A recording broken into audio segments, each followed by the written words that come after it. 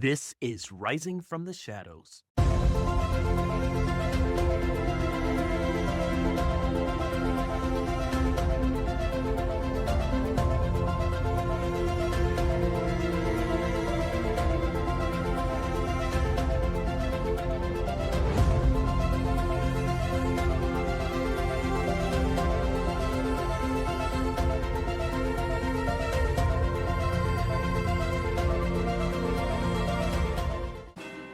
What would your life look like if you stopped second guessing yourself, stopped playing small, and finally broke free from the cycles that have kept you stuck?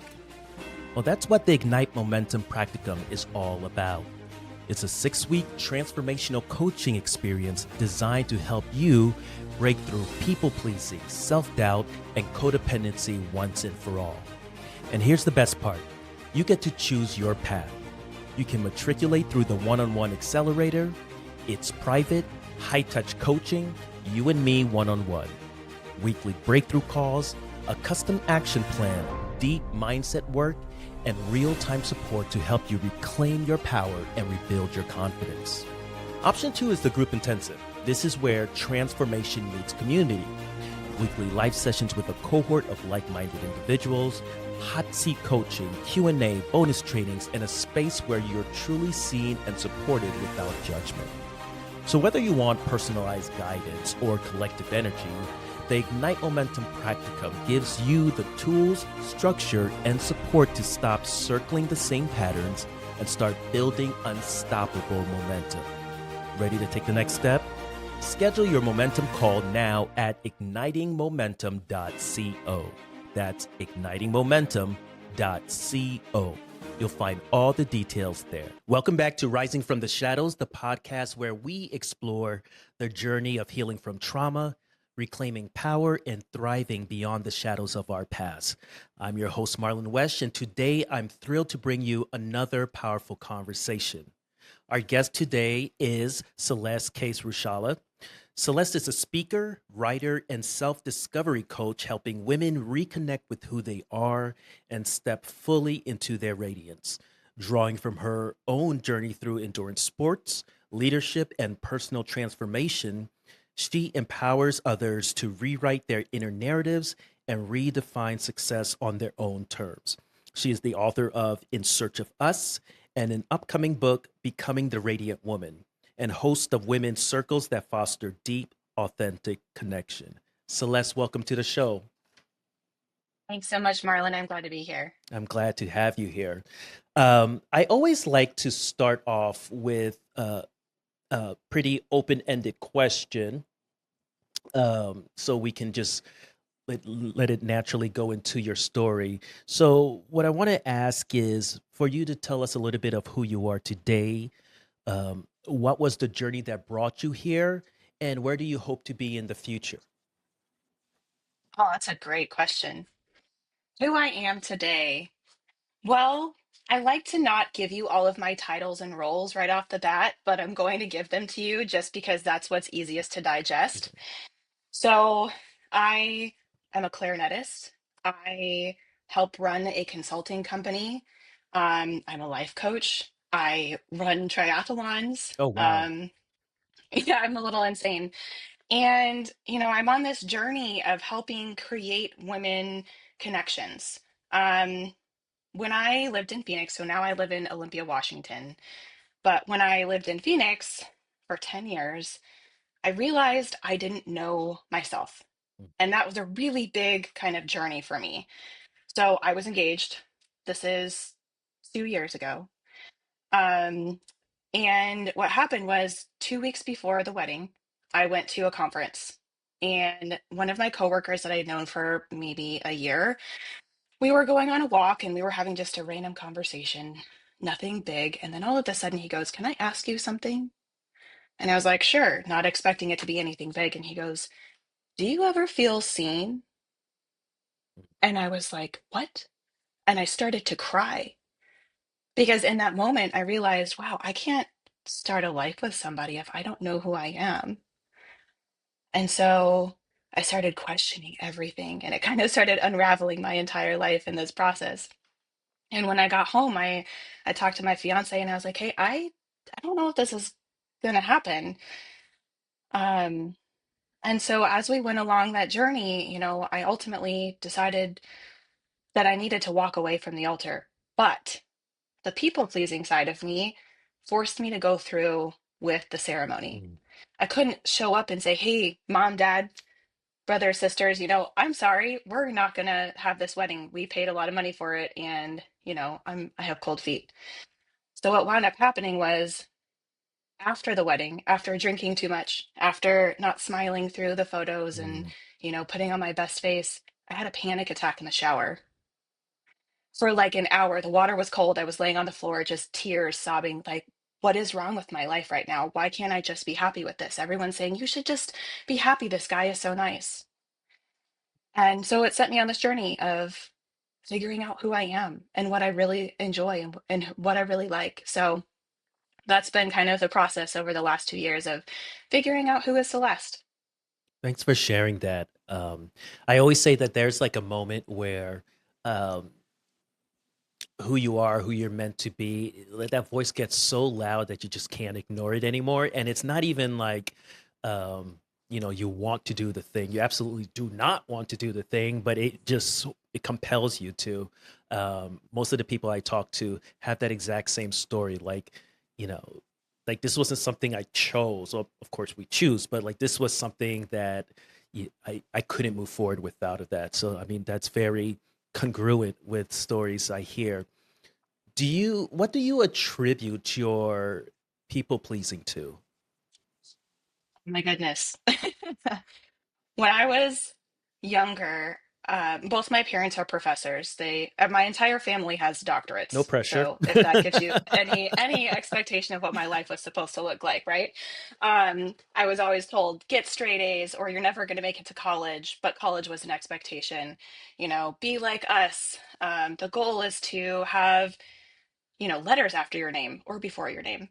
And so I took it kind of to the extreme. Like when I was little, I did 3 different sports. I did 2 different instruments, and it just kept perpetuating it. You never felt like you were truly seen unless you were succeeding in something or you were Mm, achieving. So if you look at my wall, there's probably 1,000 medals on it, right? And mhm.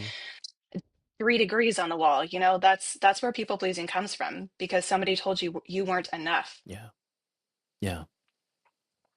Um, so as you were saying that, I was just reflecting on when I got out of the Marine Corps and I was going to college. I really didn't know what I wanted to do, and I settled on financial advising because it sounded like an important job, right? Something that people could respect. Like I wasn't just this vet that was floundering after service, like the stereotypical story really is. And I always knew that I was a creative person, that I was an intuitive person, I was an empathic person, but that doesn't make money, right? And then there just came a point where it's like I just can't do this anymore. Um, what was the moment? I know you talked about having the panic attack in the shower, but was there a moment where prior to that or in between that in the conversation you had with your friend at a conference that you started telling yourself the truth about what was going on with you? Never. Not before that moment where, I broke down on the streets of Las Vegas too, Oh right? So like man. I'm full on crying in Vegas, yeah. Um, no, I think that was the moment where it just kind of shocked my system. And, you never think that your life needs to change. You think you're doing all of the things that are going to lead up to that successful, happy life on paper, right? Um, so no, that was my defining moment. And for him to be so shocked, like, oh my gosh, are you okay? Like you're supposed to have your shit together. And then for him to find out that I didn't, or I didn't think I did, that was interesting. Yeah. In the journey of reclaiming power, I know it's not just about taking control, but rediscovering the parts of ourselves that we thought were lost. What actions did you take to rebuild your sense of self and create a space where you felt safe, grounded, and seen? That's a great question. The first thing was to find friendships that were actually meaningful. When I lived in Phoenix, and I hate to say this because it's Scottsdale, but everything seemed so plastic. Mm. All of the conversations were transactional. Every time I would leave, like dinner with friends, they would never follow up with me to see how my week was going, which just felt awful, right? Um, and so my goal when I moved here was to just create as many deep connections as I could. So that's kind of what led me down the women's circle path. But the other things that I got to do, because when you're a people pleaser, you kind of take on the identity of other people, which you Hmm. never realize, Yeah. right? And so Which, when by I the was way, makes you dating, really good at sales. yes, it does. Hey, have you ever heard of this thing? Yeah. Do you want to try it? Mm. Because I've been doing it. No. So people keep asking me, is that how you started doing triathlon? And I think to some effect, it kind of was that. You know, I was a swimmer for a really long time, but when you get caught up in these groups of people that are doing the same thing, they're like, hey, when's your next race? Okay. And then it just perpetuates it. And then you never stop to ask, hey, do I actually really like this thing? Or when you're in a partnership with somebody, you never stop to say, okay, well, I like spending time with this person, but is this activity that we're doing together theirs? Or because I'm choosing to do it? And so when I moved here, I got to kind of make a list of all of the things that I ever wanted to try. So I went on Meetup, I went on Eventbrite, I went on, the internet and tried to find all of the things. So um, I've tried improv, I've done salsa dancing, bachata. Um, I have a conflict crash course this weekend just because it sounded interesting to Mm. learn about. Um, and so, the more that you can kind of get curious about what your life could be or who you want to be, you can try on all of these different hats. And they're not masks anymore. They're really just getting curious about, okay, well, what does Celeste feel like in this space? What does she like to do when she, is dancing? Which actions does she like? So you kind of start defining what your life can look like or who you want to be, and you start filling it with these joyful activities and be excited to wake up in the morning. Mm. One more thing that I really like is when I was at my lowest point, this was way before the wedding, 5 years ago, when I would look into the mirror, probably after a few glasses of wine at night, feeling like nobody would ever love me. Because I kept telling myself that.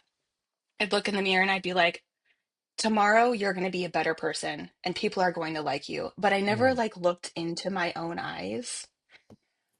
Yeah, and so, you see this stranger looking back at you, and I heard this Instagram video at the beginning of last year, which I resonated with me so much. It said, um, what you really need to do is when you wake up in the morning, when you're most groggy, when you're most like swollen and puffy, and you look in the you look in the mirror and you look into your eyes and you say, I love you. What do you need today? Mm. And you just stand there and you listen. And it feels really silly to do it for the first probably 20 times because you don't believe it. But then when you start actually hearing yourself and you like catch a glimpse of yourself in the mirror later on during the day and you're like, yeah, you just did this thing. You're awesome. And you start kind of going through the cycle. It just feels so good to be able to trust yourself and to show up for yourself and to love yourself. That's amazing. So we're twins. Um, I had the same experience. I have an iPhone note with all the things that I wanted to try. First, it was all the things that I knew I liked or thought I liked or had liked before, and then other things that I wanted to try. Um, and I had that same experience in the mirror. This was after I uh, made the decision to leave my marriage. I was in the downstairs powder room of the house, and I had used the bathroom and I was washing my hands, and I just randomly looked up at the mirror. It wasn't, anything that I hadn't done before. And like for the first time in 7 years, I recognized my face. And I saw like the twinkle that was like back in my like I am a fool. Like everybody who knows me knows like I'm as silly as I am serious. Um, and I've always just had this joy about me. In fact, I was at my friend's house this past weekend, my childhood best friend and his wife. has videos of us like back in 2005. I was like, oh my God, I was as crazy and as silly then as I am now. Like nothing. That was Marlon. That was real Marlon.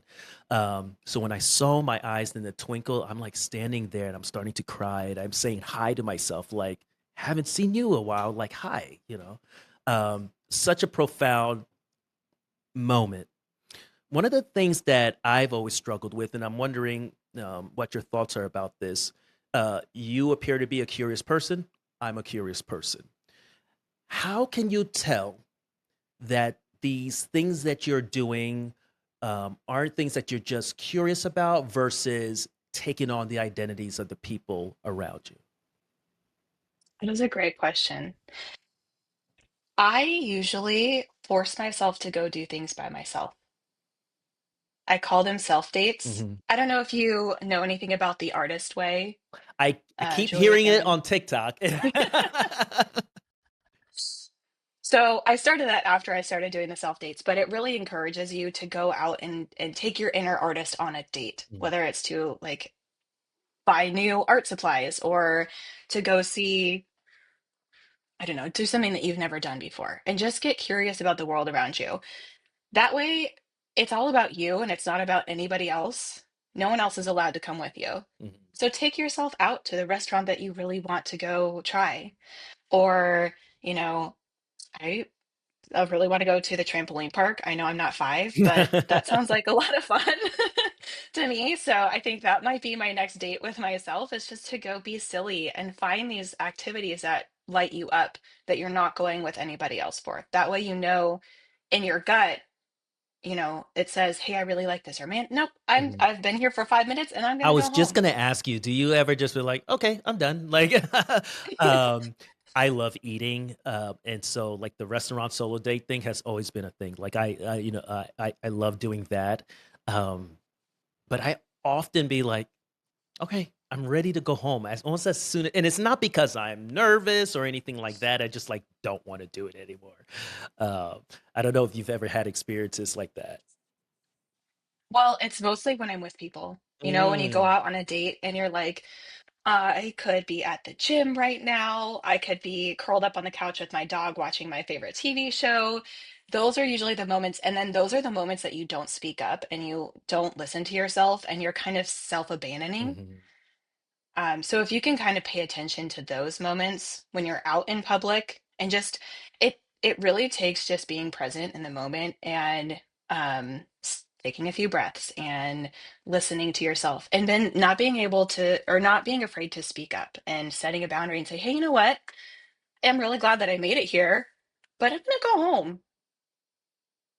And that's all you have to say. that's awesome. First of all, my apologies on behalf of my sex. Second, what you said about being present. I was going through your TikTok account, and you had a video that you talked about performance versus presence. Can you dive into that a little bit, please? Absolutely. So we all know what it takes to make someone like us, right? So we put on a face or, we try on 30 different outfits in the mirror just to make sure that, we're cute enough or we look smart enough, right? Not just who we are and what we like to wear. So when we go out into public, we're wearing these different masks for different people. And you might have a bag full of them, depending on the situation, whether I have to be the smart one and put on the glasses or, I have to be the super likable one or the really sweet and innocent one. And so you're putting on these performances for people. You're almost auditioning for roles Mm, for everybody else's life. And you're really, like I said before, abandoning yourself because you're not giving yourself that love and attention. And when you walk away from those situations, you feel so alone and mm, unseen because the person that they were seeing was that role that you were playing and not your true self. And that's the really hard thing about being in this age of connectedness, right? We yeah. all have cell phones, we've got social media, we've got internet, and you can talk to somebody, some random stranger, immediately, anywhere in the world.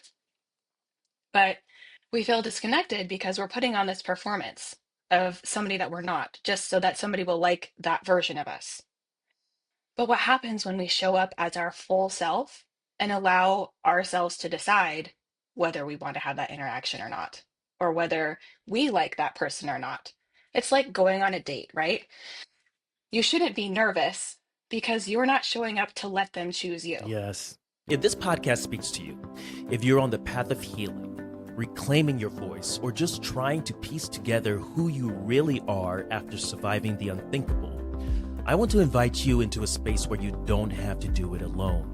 Join our Facebook group created for survivors, cycle breakers, and people rebuilding themselves from the inside out. In there, we go deeper. Weekly prompts, live streams, raw conversations, and a whole lot of people who just get it. No pretending, no pressure, just truth, growth, and community. Search Rising from the Shadows, The Path to Reclaiming You on Facebook, or hit the link in the show notes to join the community. Yeah, Yeah, yeah, you're showing up to say, do I actually like you? yeah, And do I want to have you come alongside me? yeah. That's so true. First of all, stop talking about me. So- um, that really struck a chord about auditioning for different people's lives. This is certainly something that I've always struggled with.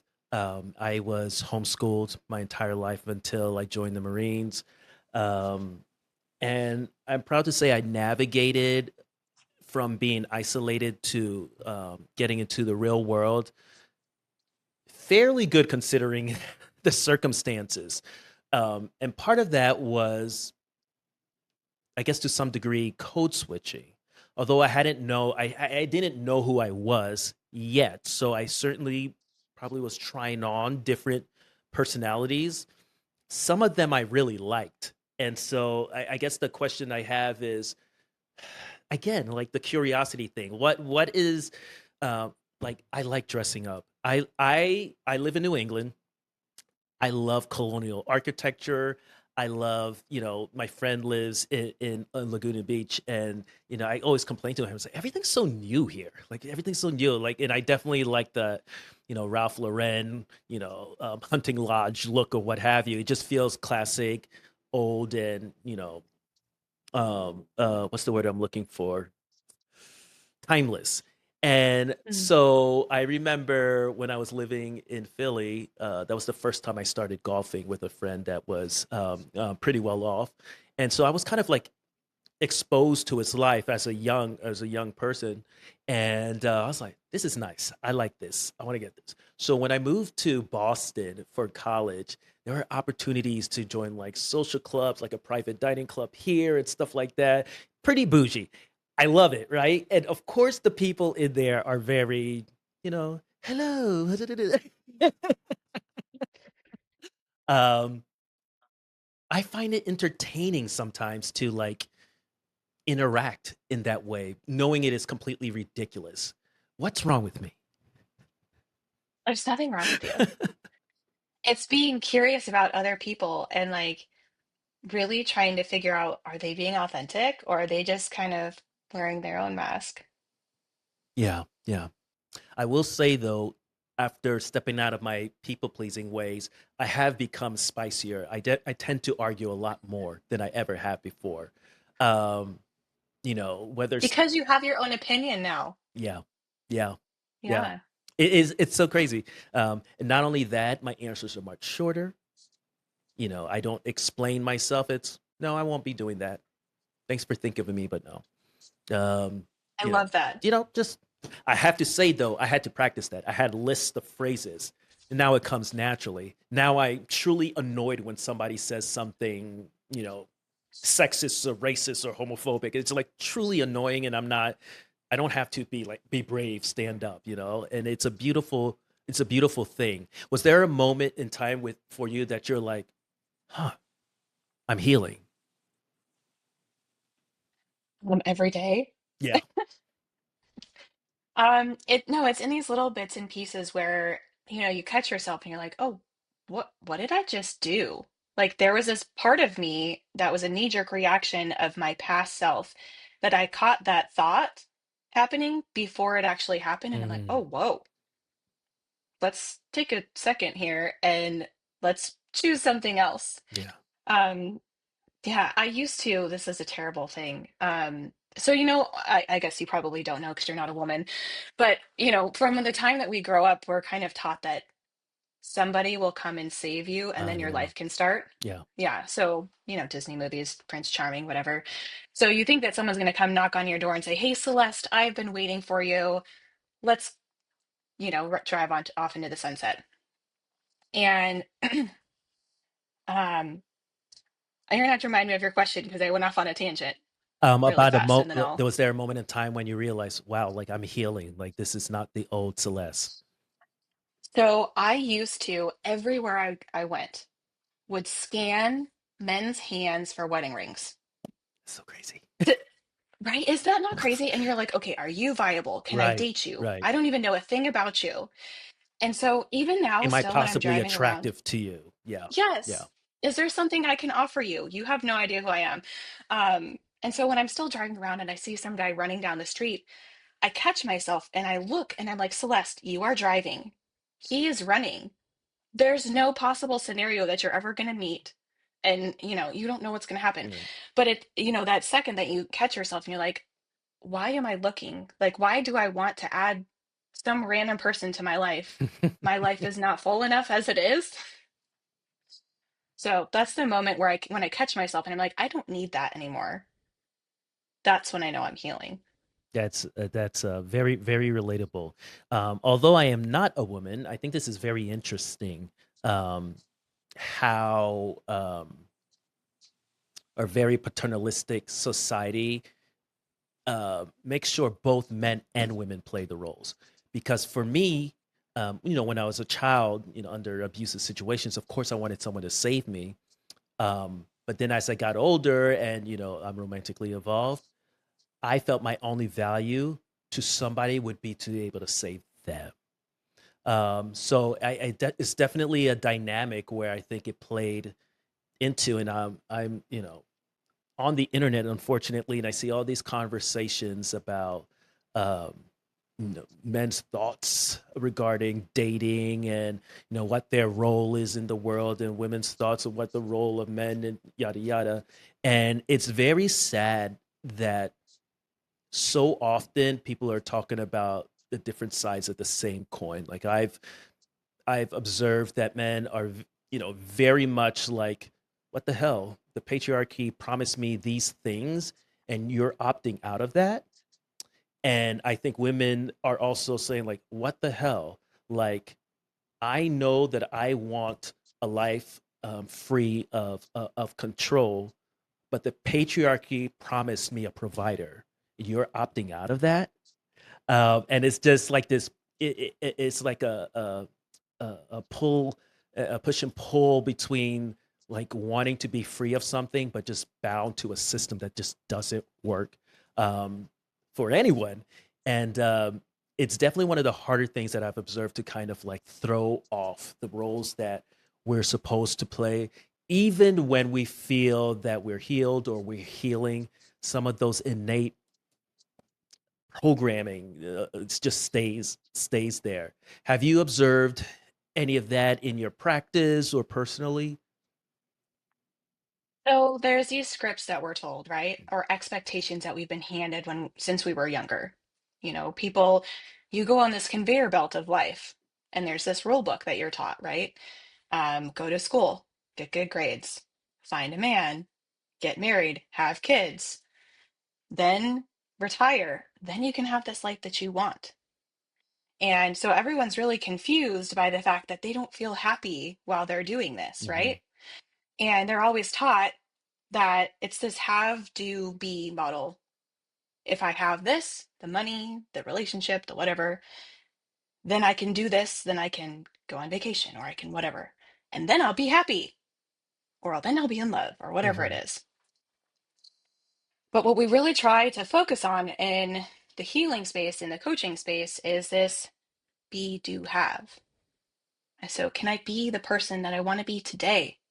Start living a life that's in alignment with my core values, with my purpose, because then you'll already kind of be fulfilled. Hmm.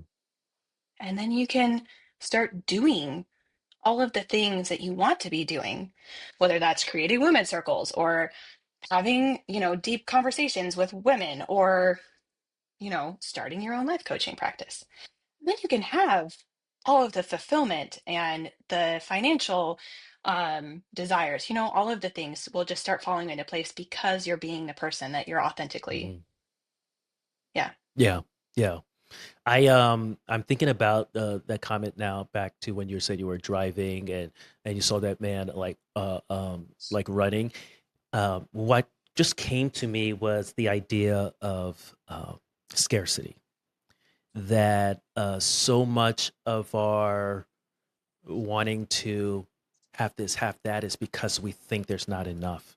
And if we need to secure it now, so we get something. Um, can you talk a little bit about how scarcity kind of is connected with people pleasing? Yeah.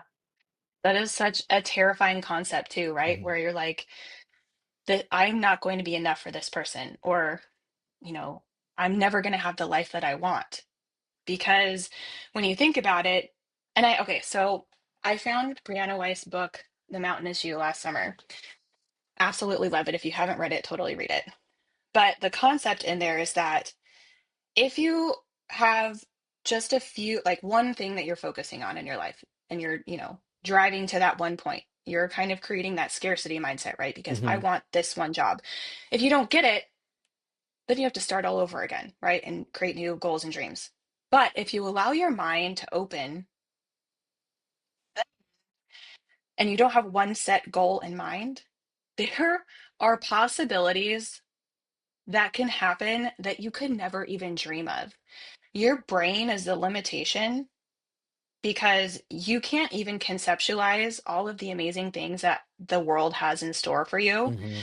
And when you allow yourself to start opening up to abundance instead of thinking about just holding on so tightly to that one thing, you start opening, the doors to say, hey, come on in.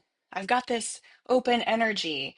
If you're listening to this and you've got a story to tell, whether it's your personal story of healing and reclaiming your voice or rising from rock bottom, or you're a professional with powerful insight into trauma, identity, resilience, or transformation, then I want to hear from you.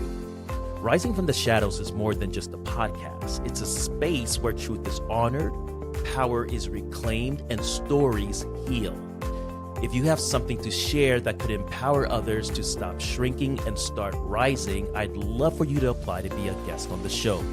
Just head to tellmystory.risingfromtheshadows.com to submit your application.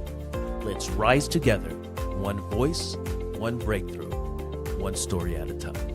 I'm curious about what a relationship might look like, or I'm curious about what this job might look like, but I Mhm. don't have 100% idea on what it looks like. Then you start allowing these other things to unfold and Yeah. these questions and wonder. Yeah. Yeah. We could totally go forever about this because I talk a lot about shame also, and the idea of like I can't try this thing because of the shame that comes with possibly failing at it, instead of realizing I have so many options. This might not work, that might not work, that might not work, but I'm a curious being and I want to keep exploring. There's no shame about that. Um, so that idea of shame and scarcity definitely go hand in hand. Um, we talked a lot about kind of the tools and the the theory around healing from a life of codependency. Prior to this interview, we you had mentioned that you were in an abusive relationship with a narcissist for 15 years or 15 years ago. Um, Yeah. what state of mind were you in when you entered that relationship, and what gave you the power to leave? It terrifies me to think about the reason I got into this relationship. And it's also what makes me really want to form these really great women's connections. Because when we're younger as women, women aren't necessarily a safe space. We don't feel that it's okay to be vulnerable with them.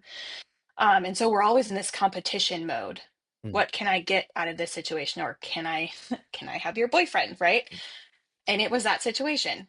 My friend had been dating this guy, um, and I didn't notice the red flags that she was talking about when she was in this relationship with this guy.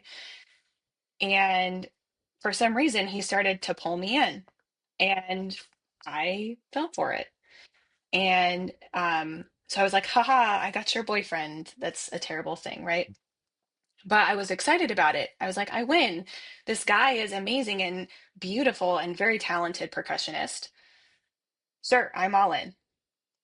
So he started to love bomb me.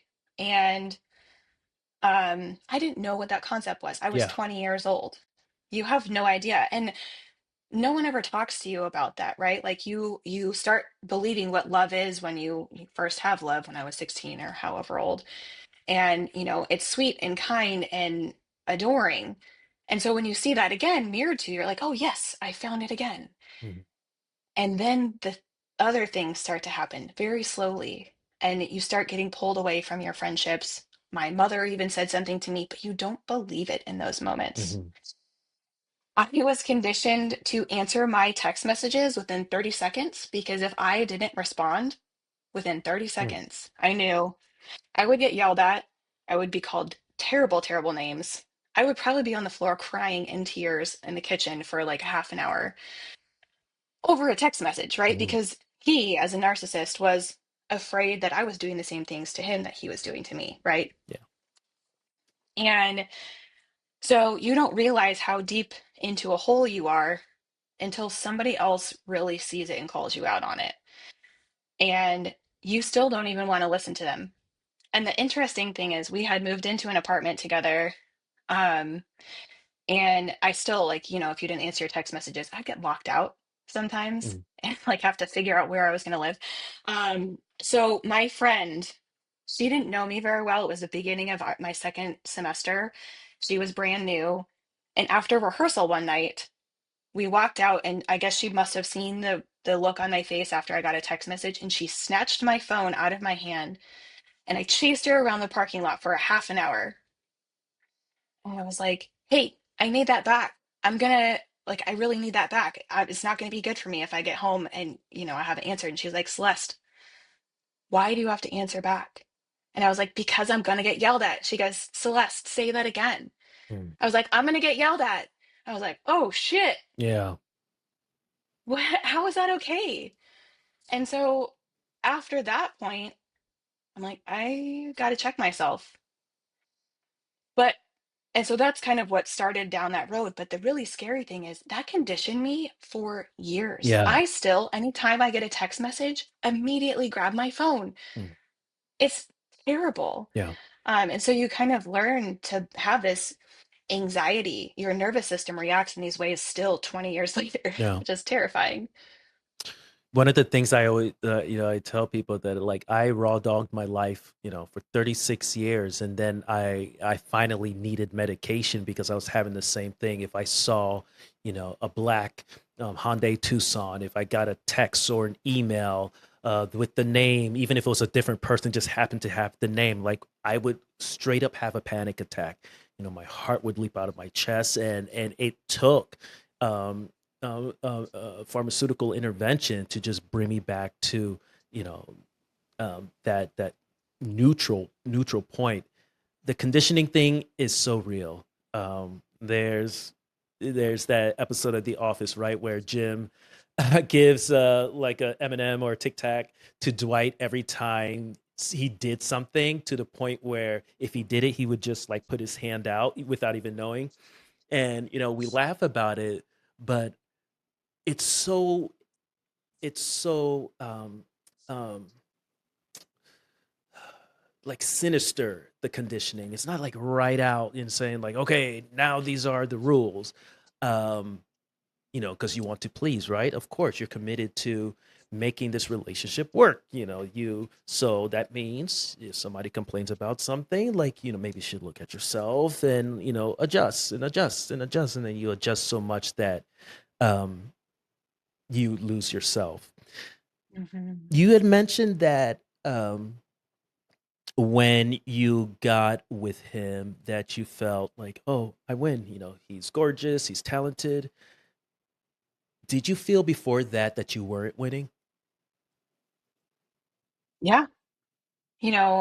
When dating is so hard, Tell me and about it. even finding a place in yourself, right? Where I never once took the moments to look at myself in the mirror, right? Like we talked about before, and give yourself that own validation. And so you thrive off of your self-worth based on other people.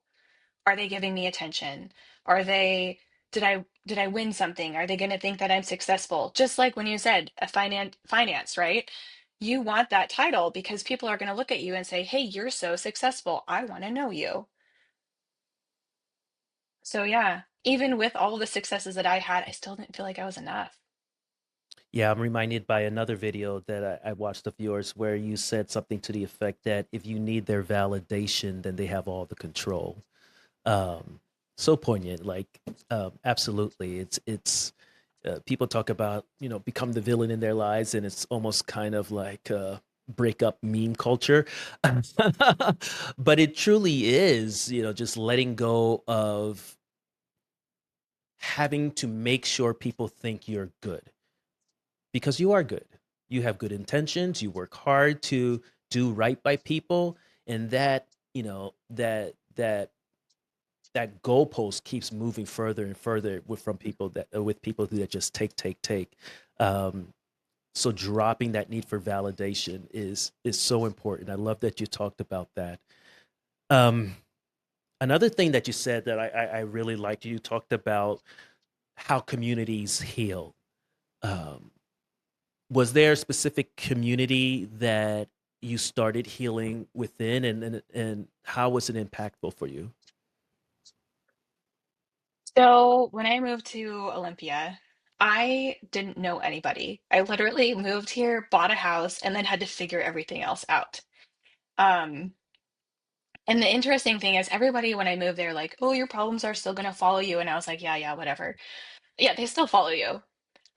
It's still hard to make friendships after Hmm. you're 30. It's still hard to, connect with people because everyone's looking down at their phone and scrolling. Yeah. And so when I finally took the time to start getting curious about someone else and like meeting them where they were, that's when the magic started to happen. So I created a women's group in Tacoma, and I wasn't sure if anybody was going to show up. So I started this in January, and it's incredible because so I'll come with topics and then there's 10 questions. It's all in the In Search of Us book. It kind of teaches you how to create women's groups, but then also gives you these conversations topics Mm, that you can use with anybody. But what's fun about it is, we'll do unpacking self-worth, and we'll really talk about that suitcase that you've been carrying around for your entire life of mm. things that make you worthy or things that don't make you worthy, and like trying to take things out of it so that you know who you are and you're okay with yourself. We've also done redefining success and what it means to you to be successful and fulfilled. And so, as I start having these conversations with other women and they start taking down their walls, you hear people saying the exact same things that have happened in your life. And you're like, wait, what? Yeah. I thought I was living this life by myself. Mhm. And you're telling me that you are living the same thing. And it makes it so much more authentic because you can connect with somebody and you don't feel so alone.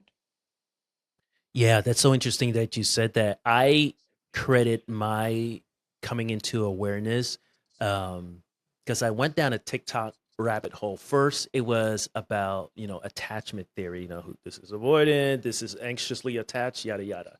And so I had come to the conclusion, okay, I'm anxiously attached, and they're an avoidant. And turns out I'm not anxiously attached when somebody is giving as much as I'm giving. Um, but it wasn't until I wish I could remember the specific woman that was detailing her story, like leaving the narcissist. Like, of course, I've heard the word narcissist before, but I didn't. It was nothing that I ever engaged with, and um, it was her stories that was like identical to mine, and Mm. I had this realization. It's like, oh wow, if the if the roles were reversed, and I was the man doing this to her, there is an unquestionable reality that I would immediately be like, put down. Like, this is not right. You need to leave him. You deserve better, yada, yada. Because I didn't have quite empathy for myself, but I could feel it for other people. So, like, if this is what she's experiencing, of course she deserves to escape. And so that's what I didn't have an official community. In fact, I lost all of my community. Mm. But hearing people tell the stories is, kind of a parasocial community, and it was so impactful for me. And that's why I do this too, right? Like, I have two goals. First is to help people get back to who they are, and that starts with telling their story, and then kind of finding a path forward that takes you, lets you get rid of the pain of the story, but not the victory of moving past it. This has been a really great conversation. If there's one lesson you'd want the listeners to take away from your journey, what would it be? Mm, that's a really good question. I think it would be to love yourself, like to really just take the time that it takes to go look in the mirror today. And if you see a stranger, start figuring out who you are. Start taking the time, because if you really think about it, you are the only person that you're going to be with for your entire life. Mm, And you, the best chance that you have for happiness is to becoming your own best friend today. Because if you have another 40 years left, you get to make the best of it from today on. that's profound. That's profound. Celeste, thank you so much for talking with me today. I know our listeners are going to be walking away with so much insight and inspiration. So thank you for that. Thanks so much, Marlon. Our guest today was Celeste Case-Ruchala. You can get in contact with her through her website at www.myhealingisyourhealing.com. She's also active on socials at Instagram at instagram.com/myhealingisyourhealing and tiktok.com at myhealingisyourhealing. Thanks for listening. Talk soon. If you're an event organizer, HR leader, or educator looking to bring a powerful voice to your stage, someone who speaks truth, ignites momentum, and empowers your audience to rise above what's held them back, then I want to talk to you. My keynote, Rising from the Shadows, is more than a talk. It's a transformative experience that shows people how to stop shrinking, start healing, and stand fully in their story. I've lived it. I teach it, I walk people through it. So if you're building a lineup of speakers who don't just talk but move people, head over to marlonwesh.com to create something unforgettable for your audience.